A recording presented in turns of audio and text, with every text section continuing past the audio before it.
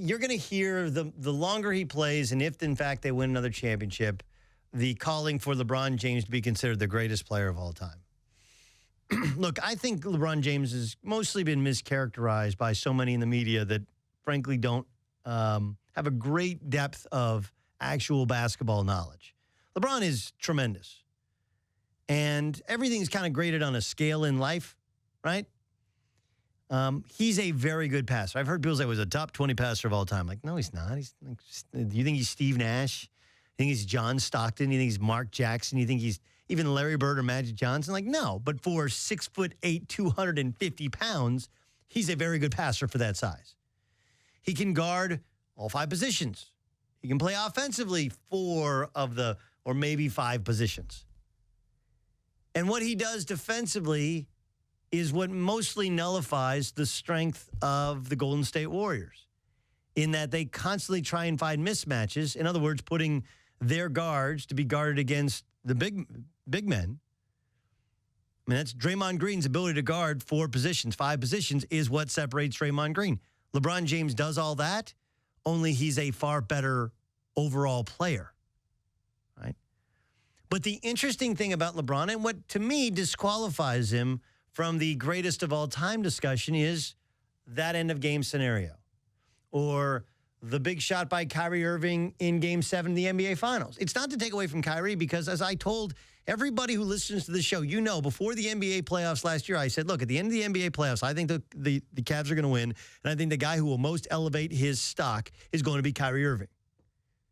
It was the longest he had been healthy, he'd been on a good team, and they had found the right role for him as a scoring guard. He's an incredible scoring guard.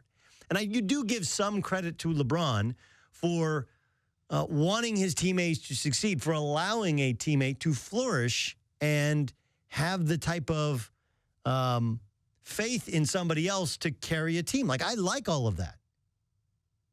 But go through your all-time greats that you've ever seen in your lifetime. And the difference is, there is never anybody on the floor I would rather have the ball on the Bulls than Jordan. Now, Jordan didn't become a superstar or the greatest of all time until he was willing to pass out of a double team. That's how Kerr got his shots. That's how Paxson got his shots to win the game. And the flaw to Kobe was Kobe oftentimes didn't want to pass, didn't want to share the ball. Although big shot Robert Horry did make some shots off of Kobe, off of Shaq. But between Larry Bird and Magic Johnson and Michael Jordan, and then you could kind of go through the pantheon of other guys, the difference with that and LeBron is, like, tell me what LeBron's go-to is. Is he can he score in the post? Like, yeah. Is he a great post scorer? Like, no, he hasn't perfected his post game. Like, Michael Jordan became the best post scorer in the NBA. That was after being the best driver in the NBA. And he was an incredible shooter. He had great pull-up, one-on-one jump shot moves. Remember, the last shot Jordan really ever took, forget the Wizards, was one-on-one, top of the key against Brian Russell, a little push-off, stand-up jump shot, 18 feet away, splash, right? The point is this, that what he does, he is so well-rounded in so many different things that it's really hard to quantify or compare him to some of the all-time greats or the greatest ever, because in basketball, and this is maybe this might be hard for you to understand, but in basketball, if you're the greatest of all time, I'm giving you the ball at the end of the game. Period, stop, end of story. Right? Like, who's getting the ball? LeBron's getting the ball. Like, and this kind of goes in hand in hand with why the Warriors were smart to throw it to Durant just off the low post. Why? Because he's kind of unguardable, right? He's 6'10". Unless you foul him or you get kind of lower than him and you use your strength, he's not super, super strong. He's 7 feet tall with long arms and a great jump shot, and he can beat you at all 3 levels, 3, mid-range, in the post as well.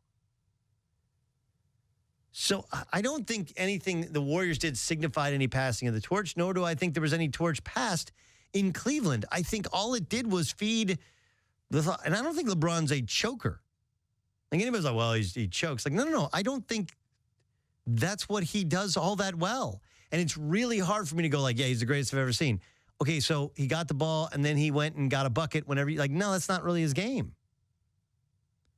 Like, Magic wasn't a great scorer. But at the end of big games, the Lakers would give it to Magic. And one time he hit a crazy turnaround bank shot in the Boston Garden. Sometimes it was he would go in the lane and shoot that little baby hook. He wasn't as good a shooter as LeBron. And LeBron's not a good jump shooter. I've said before, like LeBron is, as a player, much like Peyton Manning as a quarterback. He's accomplished an incredible amount with a sketchy jump shot, just like Peyton Manning accomplished an incredible amount without a great throwing arm. But it's really, really hard for me to sit here and go like, hey, LeBron's the best player I've ever seen play. When end of the game, you don't really go to him.